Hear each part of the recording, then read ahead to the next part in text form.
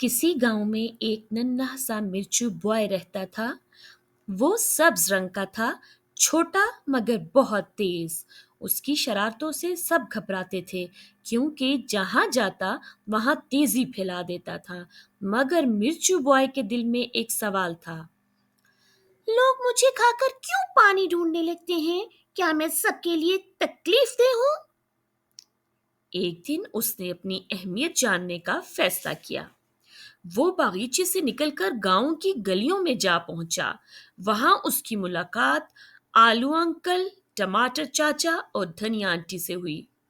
आलू अंकल बोले, अरे मिर्चो, तुम बहुत तेज हो, सब तुमसे डरते हैं। टमाटर चाचा हंसे, तुम्हें ज्यादा खाने से आंखों में आंसू आ जाते हैं। धनिया आंटी नरमी से बोली, लेकिन बेटा, तुम खाने का जायका भी तो बढ़ाते हो। तुम्हारे बगैर सालन फीका लगता है। ये सुनकर मिर्चू बॉय हैरान रह गया। फिर वो होटल में गया और बावर्ची से पूछा, अंकल, लोग मुझसे घबराते क्यों हैं?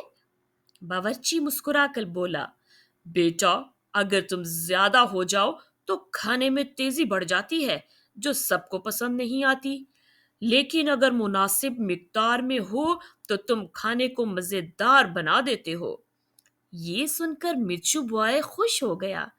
इसे समझ आ गया कि वो बुरा नहीं है, बस एतदाल में रहने से सब खुश रहते हैं।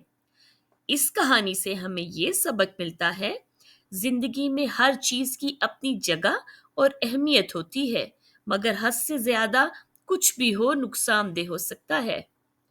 मजीद कहानियों के लिए कहानी घर को सब्सक्राइब करें। शुक्रिया।